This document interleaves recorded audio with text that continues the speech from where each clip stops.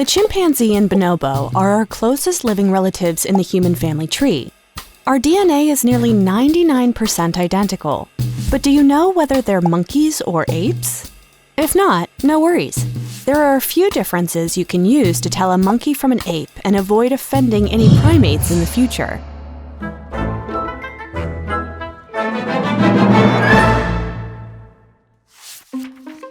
The most obvious identifier is the tail, or lack thereof. Almost all monkeys have tails, but apes do not. Some monkeys have tails long and strong enough to hold their body weight or grab food, while other monkeys' tails are small nubs. No matter the kind of tail, if a primate has one, it's strictly not an ape. If the tail doesn't give it away, monkeys and apes also have different body shapes. Monkeys are often smaller and narrow-chested, built for running across branches. Apes are generally larger and have broad chests and shoulder joints, enabling them to swing through trees. Physical differences aside, monkeys and apes are unique in many invisible ways too. Monkeys and apes both use sounds and gestures to communicate, but apes are generally considered more intelligent than monkeys. Most ape species exhibit some use of tools, and some individual apes have even been trained to learn human sign language. There are almost 200 species of monkeys, and only a handful of ape species. In this case, the process of elimination might be an equally successful way to go about identifying primates. Listen closely. If the primate you're putting a name to is not a human, gibbon, chimpanzee, bonobo, orangutan, or gorilla, and also not a lemur, loris, or tarsier, 3 primates that are neither apes nor monkeys, then that primate is a monkey. If the list slips your mind, don't fret. You can always look at the tails.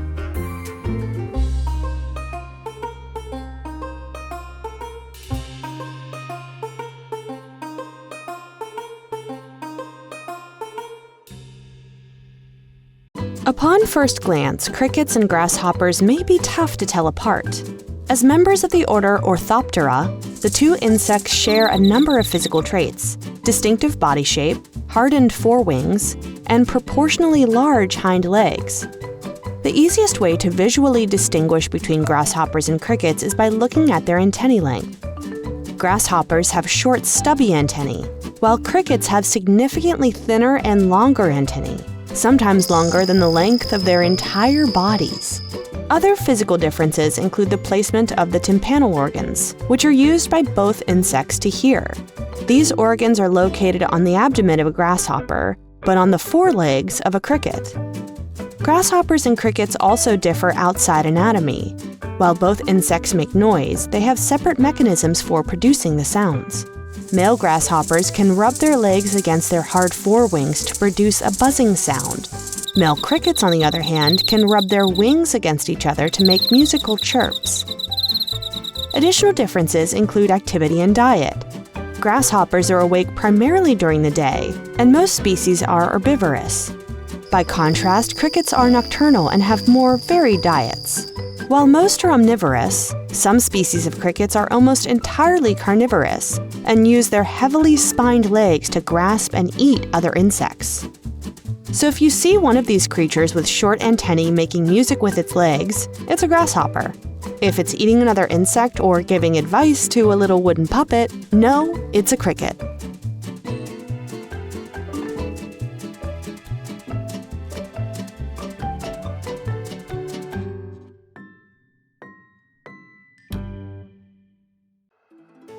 You may have seen a magician pull a rabbit out of a hat.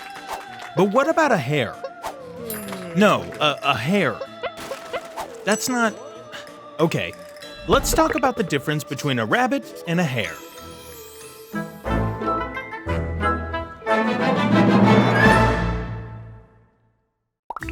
Some would say the difference between rabbits and hares is merely splitting, well, hairs.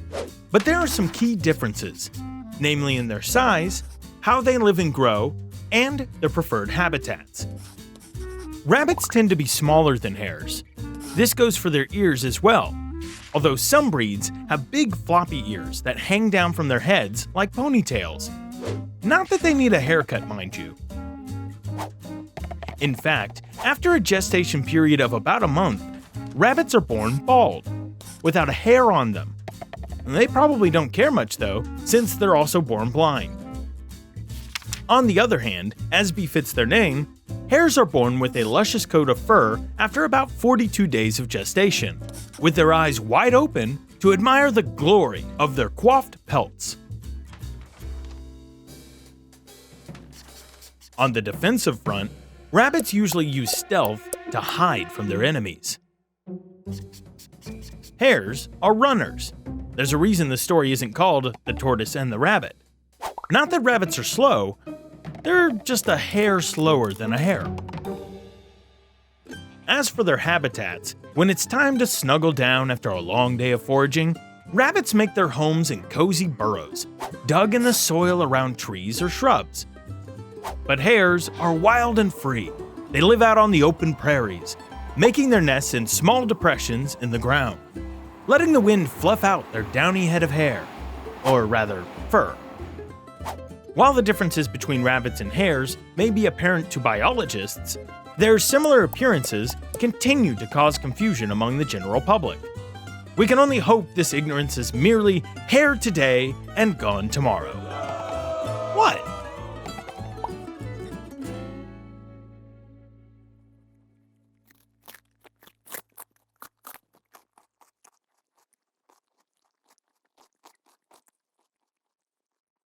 One is a beautiful winged creature perched on a flower. The other is a furry little bug fluttering around your porch light. But sometimes, the line between the two starts to blur.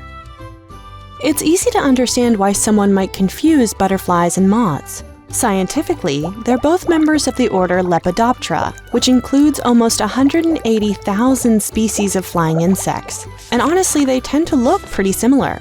So what are the differences between butterflies and moths? We'll start with the obvious, physical appearance. Most butterflies' bodies are slim and dainty, while moths are usually fuzzy and stout. Most moths also have thick or feathery antennae. Butterfly antennae are thin, with distinctive club tips. And of course, most butterflies are just plain pretty, with colorful wings sporting dramatic patterns. Moths, whose wings tend to come in shades of brown, gray, and white, look plainer. You can't judge an insect by looks alone, though. It only takes an encounter with a Luna moth or cabbage white butterfly to realize there are always exceptions to a trend. Luckily, behavior also differentiates butterflies from moths. Moths are most active at night, while butterflies are active during the day. When resting, they hold their wings in different positions. And finally, when butterfly caterpillars molt for the last time, they protect their bodies with hard shells called chrysalises. Moth caterpillars, on the other hand, spin fibrous cocoons that harden later. So whether it's night or day, or whether you caught the creature in its pupal or adult stage, these differences should help you distinguish between a butterfly and a moth, no matter how similar they look.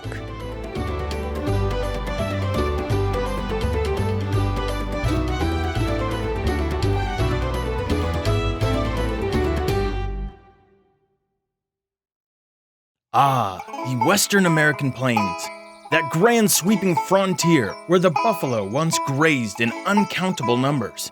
Or did they? After all, aren't those actually bison?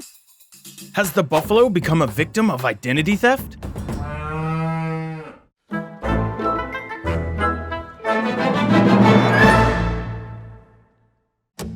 It's easy to understand why people confuse bison and buffalo. After all, they're both large, horned, ox-like animals of the Bovidae family. But there are differences. Specifically, the three H's: home, hump, and horns. Contrary to the song Home on the Range, buffalo do not roam the American West. The misnomer, which continues to be used today, is often attributed to confused explorers. In reality, those woolly bovines who called the North American plains, as well as parts of Europe, home, are bison.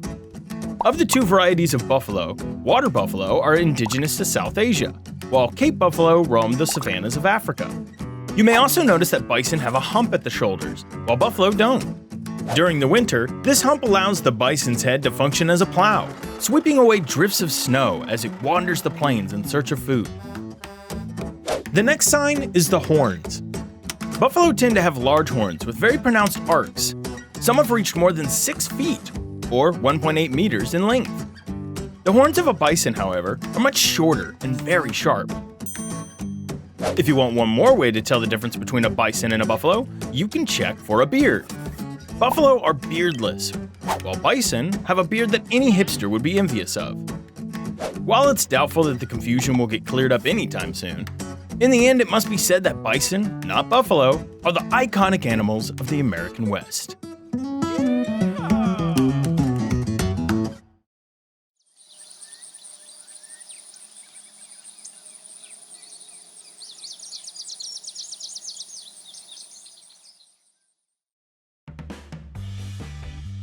You probably have at least a vague notion that turtles and tortoises are different somehow. They look pretty similar, but the turtle and the hare just sounds wrong, doesn't it? What exactly is the difference between a turtle and tortoise?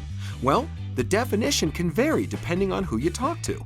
But today, we usually say that a tortoise is actually a kind of turtle. So you can say that all tortoises are turtles, but not all turtles are tortoises. So what makes a tortoise a tortoise? Tortoises are exclusively land animals. Most other turtles live in the water much of the time, but not tortoises. They only get near water to drink or bathe. But many turtles come on land from time to time. If you encounter a turtle on land, how do you know if it's a tortoise or not? Tortoises look very much like other turtles at first glance. Like other turtles, they have a bony shell that's connected to their ribcage and spine. They're usually green or brown and covered in scales, but there are ways to tell the difference. Aquatic turtles are adapted for life in the water. Some sea turtles have flippers. Other aquatic turtles have webbed toes that work on both land and sea. Tortoises, on the other hand, are evolved for walking on the land. They have pillar-like hind legs that aren't much good for swimming, but are perfect for walking. They look a little bit like an elephant's legs, but shrunk down a tad. At this point, we should probably mention that you definitely should not go around picking up wild turtles to examine their legs. You could hurt them. They could hurt you. It's just not a good idea. One other thing that distinguishes tortoises is their diet. Other turtles are generally omnivores. They'll eat both plants and other animals if they get the chance. Tortoises, on the other hand, are mostly vegetarians. Maybe that's why that tortoise was able to beat that hare. Healthy living. So now you know that tortoises are a kind of turtle that lives on land and how to identify them should you come across them. But we'll leave it up to you to figure out what a terrapin is.